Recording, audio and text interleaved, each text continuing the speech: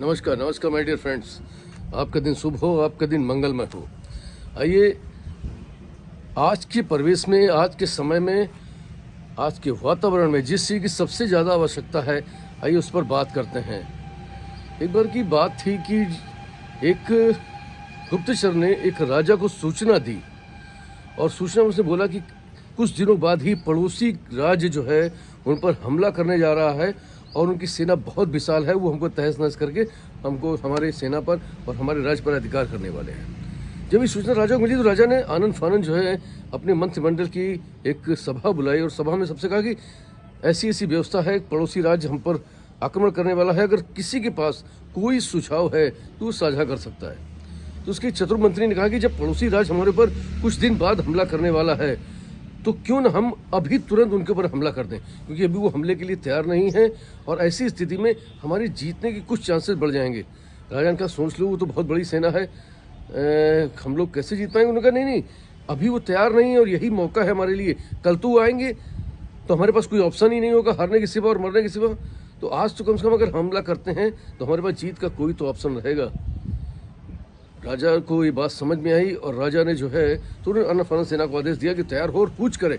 और कूच करके रास्ते में एक बड़ी सी नदी थी, जिस नदी को पार करके उस राज्य तक पहुंचना था। जैसे ही राजा की पूरी सेना उस नदी को पार करती है, राजा नदी के ऊपर बना हुआ जो काठ का पुल था उसको जलवा देता है।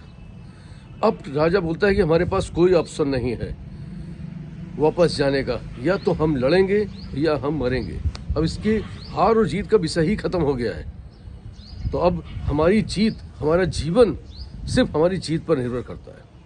और जब नो ऑप्शन की स्थिति में आप बढ़ने लगते हैं, आपके पास कोई अब विकल्प नहीं है और एक ही विकल्प है, आपको जीतना ही जीतना है अपने जीवन के लिए, तो निश्चित तौर पर जो है आप पूरे मनोयोग से अपना वो कार्य करते हैं और जीतते हैं। राजा की सेना बढ़ी और उसने आक्रमण बोल दिया। पड़ोसी राज्य की सेना पूरी तरीके से तैयार नहीं थी। आनंद फानंद में वो तैयार होते होते तब तक राजा ने उसकी सेना को तहस नहस करके उस पर आक्रमण करके विजय हासिल कर ली। दोस्तों, लाइफ में भी कुछ ऐसा ही है।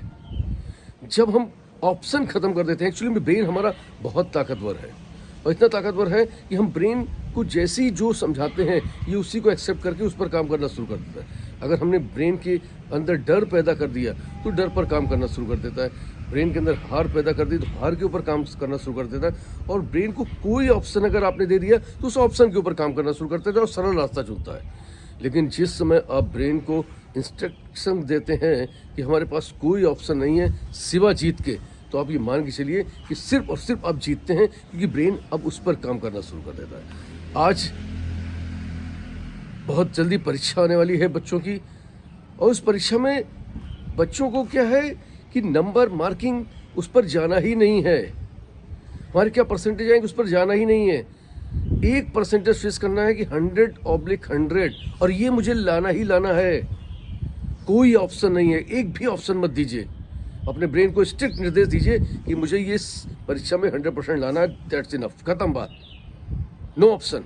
जब आप नो ऑप्शन के बाद पूरे मनोयोग से अपनी पढ़ाई, अपनी स्टडी, अपनी रिवीजन शुरू करते हैं तो हम निश्चित मान के चलिए कि ब्रेन आपको 100% सपोर्ट करता है और आप जिस मुकाम को लेकर निकले हैं, जिस एम को लेकर निकले हैं, उस एम में आप निश्चित तौर पर जीत हासिल करते हैं और वो परसेंटेज विनर होते हैं। तो दोस्तों, लाइफ में कभी भी कोई सरल या ऑप्शन नहीं देना है। जब भी कोई काम करना है तो 100% मनोयोग के साथ करना है। आप जितनी तन्मयता से और जितनी जुनून से अपने वर्क को करते हैं और डर जैसी जो चीज़ है ना उसको आप निकाल देते हैं, तो आप ये मान के चलिए कि जीत और जीत सिर्फ आपकी होती है। Wish you all the best. Thank you very much everyday. Love you all. फिर मिलूंगा इसी प्यारी कहानी थॉट के साथ, आपका दोस्त संजन। तब तक के लिए नमस्कार। डर के आगे जीत है।